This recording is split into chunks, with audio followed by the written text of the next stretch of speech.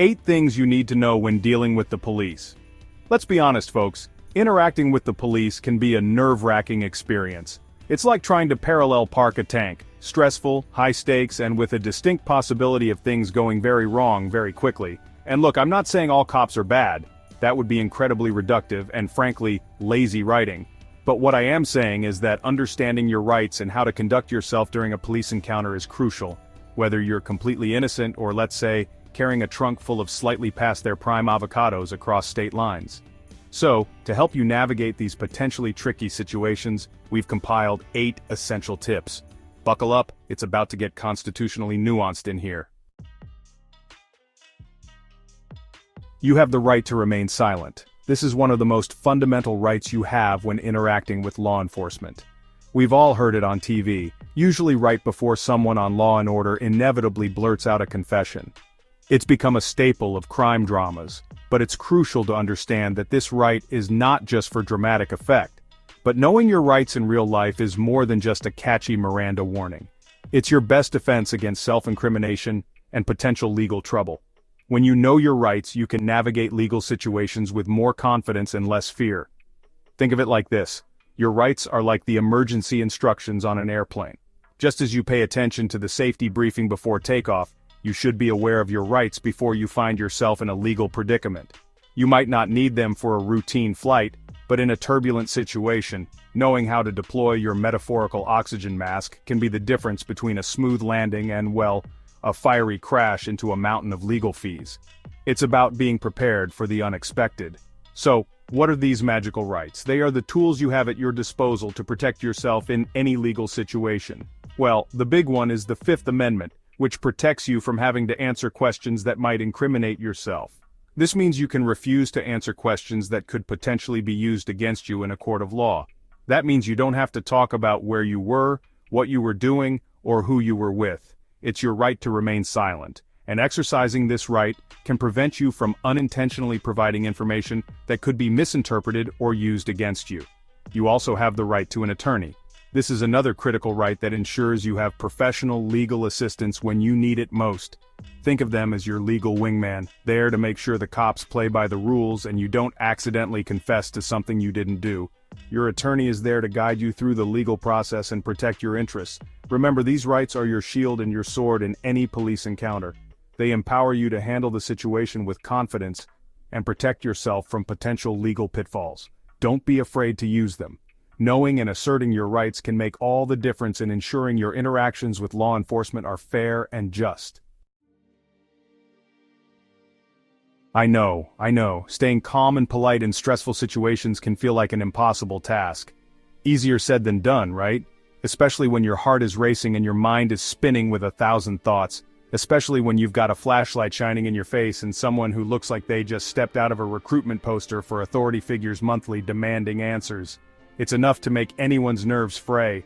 But trust me on this, folks. Think of it like this. You're playing a high-stakes game of Don't Poke the Bear, and that bear is wearing a badge and carrying a taser. The stakes are high, and the consequences of losing your cool can be severe. Being confrontational or argumentative, even if you're in the right, is like poking that bear with a very pointy stick. It might feel satisfying in the moment, but it's not going to end well for you. It's not going to end well for you. The situation can escalate quickly, and before you know it, you're in handcuffs, wondering where it all went wrong. Instead, take a deep breath, channel your inner diplomat, and respond calmly and respectfully. Imagine you're negotiating a peace treaty, not arguing over a parking ticket. Remember, you can assert your rights without sounding like a YouTube commenter on a video about the metric system. Being firm doesn't mean being rude, and for goodness sake, keep your hands visible. This simple act can go a long way in showing that you're not a threat. This isn't a magic trick. You're not trying to make your phone disappear. Keep it in plain view and avoid sudden movements. The key here is to de-escalate the situation, not turn it into an episode of Cops that ends with you getting tackled to the ground. Stay calm, stay polite, and you'll have a much better chance of walking away unscathed. This one's important, folks. Pay close attention. Remember that whole right to privacy thing enshrined in the Fourth Amendment? It's a fundamental part of our freedoms. This is where it comes into play. The Fourth Amendment protects you from unreasonable searches and seizures. The police generally need a warrant to search you or your belongings.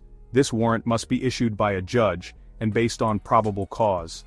Think of it like a permission slip, but instead of your parents signing off on a field trip, it's a judge giving the okay to rummage through your stuff. This legal document ensures that your rights are respected. Now here's the catch. The police might ask for your consent to search without a warrant.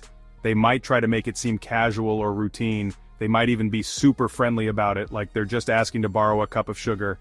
This friendliness can be disarming, making you feel like you have nothing to hide. But here's the thing, you are well within your rights to say no, and you should.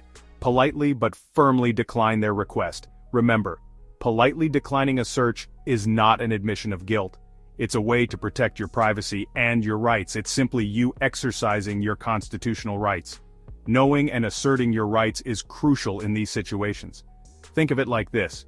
If the police were absolutely certain they'd find something incriminating, they wouldn't be asking for your permission in the first place. They'd already have the necessary evidence to obtain a warrant. They'd be too busy drafting up that warrant. So stay calm, know your rights, and don't consent to searches without a warrant. Chapter 4. Ask if you are free to leave. This is a simple, yet surprisingly effective tactic. If you're stopped by the police but you haven't been arrested, you're generally free to go about your business. Think of it like this. You're at a party you don't really want to be at. You've made your small talk, nibbled on some questionable dip, and now you're ready to make a graceful exit. So, how do you do it? You politely excuse yourself, of course. In this case, politely asking, "Am I free to go?" is your "excuse me, I need to refill my punch" moment. If they say yes, congratulations. You've successfully navigated a police encounter and are free to continue on your merry way. If they say no, well, that's a pretty good indication that you're not actually free to go and it's time to exercise those other rights we talked about, like remaining silent and requesting a lawyer.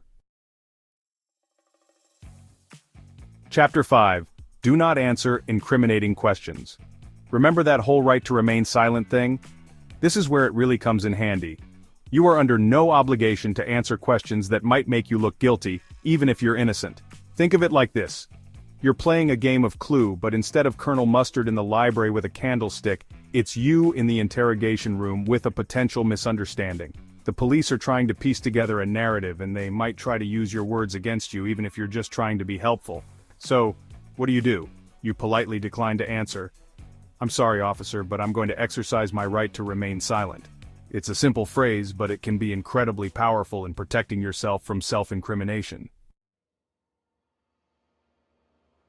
Chapter 6. Request a lawyer. If you find yourself in a situation where you're being questioned by the police, especially if you're suspected of a crime, remember these magic words. I want a lawyer. Think of it like this. You're about to go head-to-head with a legal ninja. You wouldn't do that without your own legal samurai by your side, would you? A lawyer is your advocate, your guide through the legal labyrinth, and your best defense against saying or doing something that could jeopardize your case. Don't be afraid to assert this right. It's not about being difficult or trying to hide something. It's about ensuring your rights are protected and you have someone in your corner who understands the intricacies of the legal system. Chapter 7. Document the encounter. We live in a world where everyone carries a high-definition video camera in their pocket. Use it. If you're stopped by the police, especially if you feel like your rights are being violated, discreetly start recording the encounter. Think of it like this. You're creating a real-time documentary of the interaction, providing valuable evidence in case things go sideways.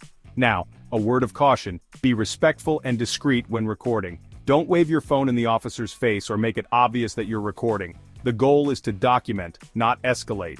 If possible, try to get witnesses' contact information as well.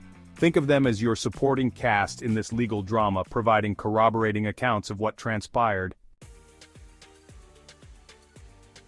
Chapter 8.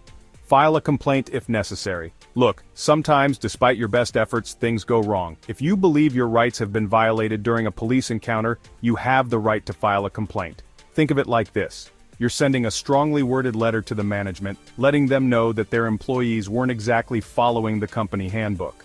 Filing a complaint can be a powerful tool for holding law enforcement accountable and ensuring that similar incidents don't happen to others. It's not about getting someone in trouble, it's about demanding accountability and ensuring that everyone is treated fairly and justly under the law. Stay safe, stay informed. So, there you have it, folks. 8 essential tips to help you navigate the often confusing world of police encounters. Look, I'm not saying these tips are going to magically turn every interaction with law enforcement into a picnic in the park, but they will equip you with the knowledge and tools you need to protect yourself, assert your rights, and hopefully avoid ending up as the subject of our next segment on questionable police tactics.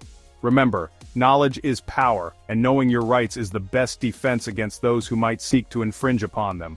Stay safe out there, and for goodness sake, try not to get arrested, or at least, not on camera.